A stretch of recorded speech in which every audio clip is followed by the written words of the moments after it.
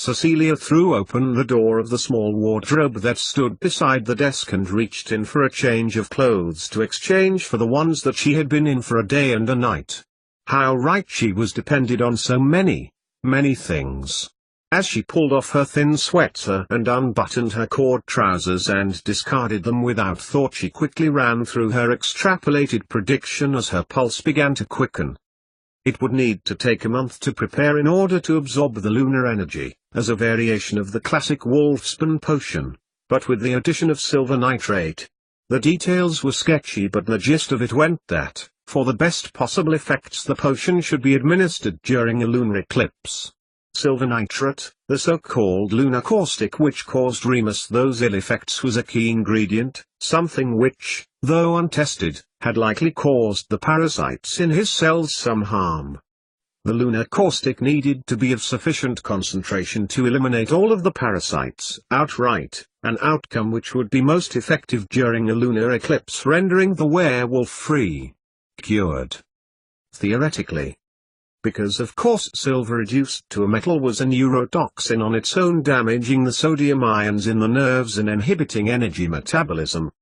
This, of course, would be the fate of the lycanthropy parasites, causing debilitation and even death.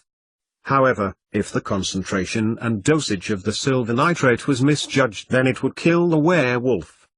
She looked back at the letter before reaching down to the bottom desk drawer. Cecilia pulled on her underwear and then a pair of jeans before the long-sleeved, high-necked sweater and shook her head.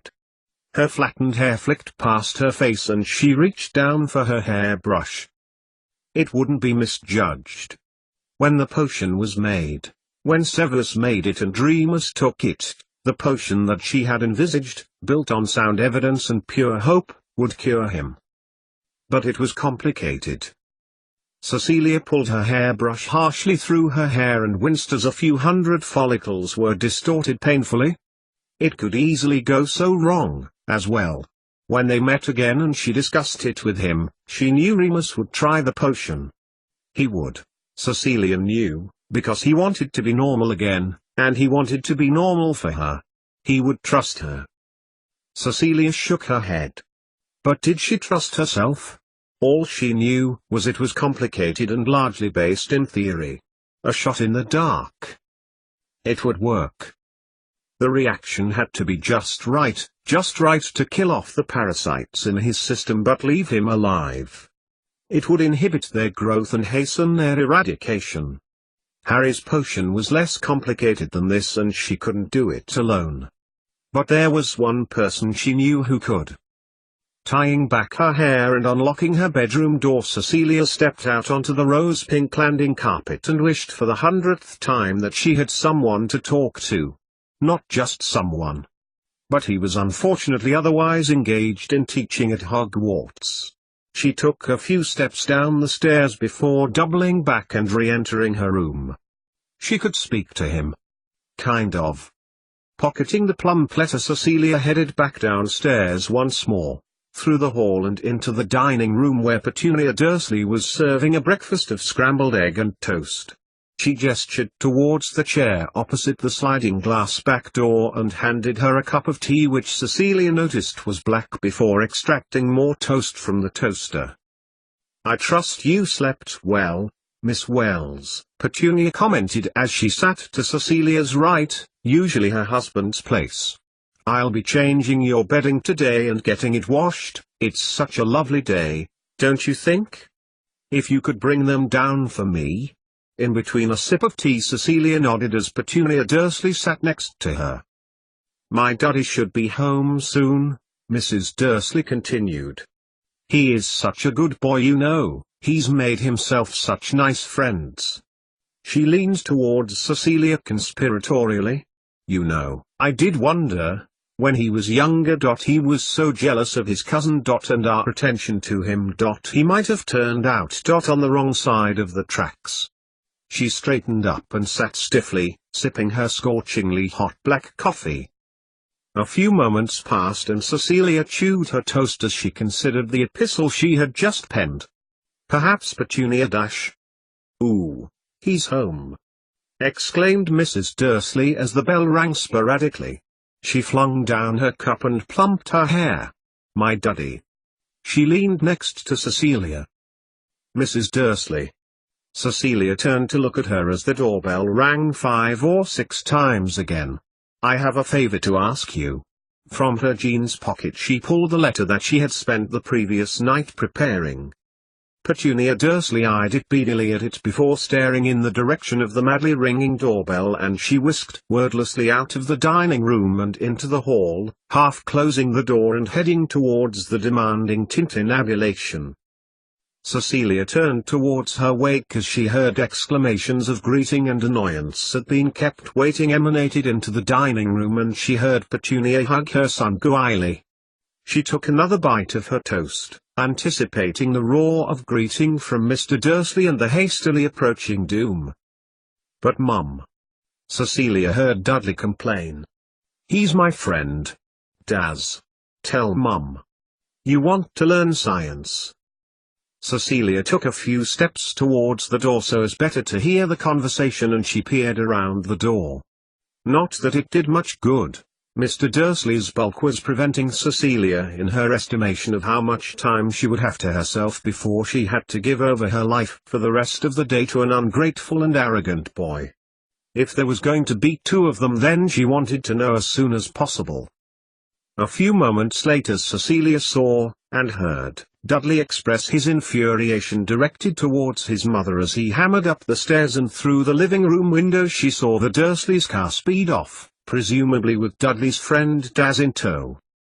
She put the envelope with her hypothesis contained within its papery walls onto the table and held onto it, as she finished off her tea. Presumably as soon as Mrs. Dursley had cuckolded her son downstairs she, Cecilia, was to begin her teaching. She looked at the envelope. And then at the person who was lifting her hand away. Petunia Dursley beamed at her as she lifted the letter from under her palm. "Your day of teaching is about to begin a lot earlier than we expected," said Petunia, leaning down and taking the letter from her. "What a lovely treat for you, Mrs. Frobisher, as well as my little Duddykins." Leaning close to her ear she whispered, "I'll send it where I sent the last. And I am sure you'll be wanting another cup of tea before you begin," she continued as Dudley stalked into the living room, scowling at both his mother and Cecilia. Cecilia looked at Mrs. Dursley, half expecting her to ignore her son's errant behavior. "Dudley, I am quite sure your father and I do not pay your school fees for you to be impolite to us, or to our guest. Apologize immediately." Dudley Dursley turned sharply and an expression of defiance crossed his face.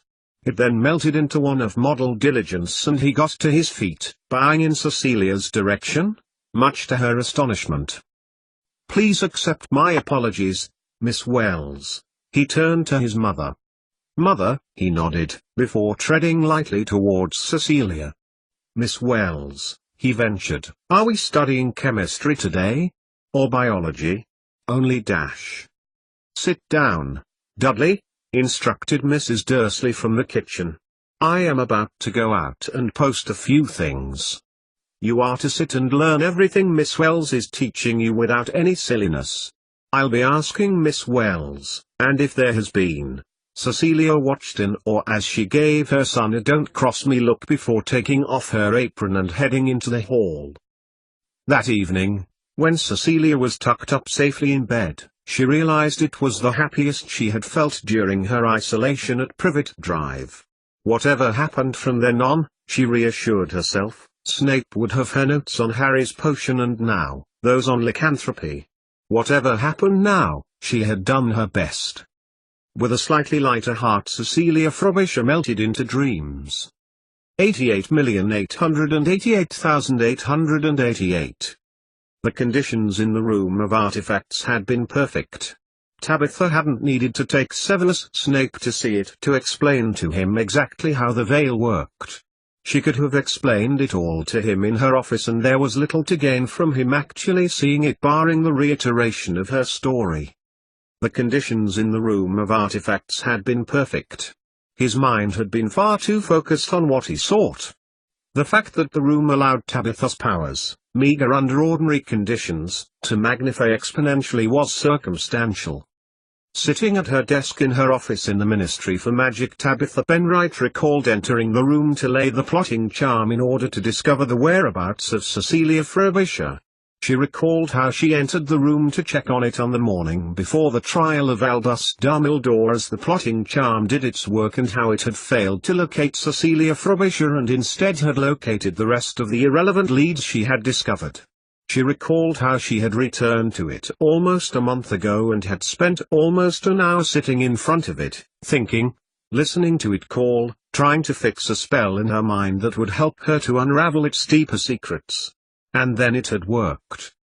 She had focused her energy on the spell, finding them all, and her location in the British Isles had fixed in her mind, just as it had done when she had discovered, though partially, her new location. Dolores Umbridge had been pleased, though she had been less so when it had been reported that the wizard enemy number 1 had escaped with the aid of a wizard. And this morning, as she had focused on the fuzzy whereabouts of Mrs. Frobisher, the room had worked its magic, so to speak. The slightly less guarded mind of Severus Snape, coupled with a magical environment that few wizards had the abilities to utilize, had revealed. A few minutes later, Tabitha stepped away from the fireplace. She watched the ghost of a flu message, coded for Dolores Umbridge, leave the hearth. What else could she do, other than let her boss know exactly where Cecilia Frobisher was? She had to admit that she was at the Ministry. Dolores would be able to find out anyway through the Flu network. But that wouldn't matter now. Umbridge knew where to find them all and that she was unbefuddled. A chill stole over Tabitha Penright as she contemplated where she must go next. Back to Hogwarts. At least she had a legitimate reason to be away from that wretched place. Taking one last longing look at the door to the room of artifacts, the mysterious Tabitha Penright shouldered her beige, full-length cloak and left her office.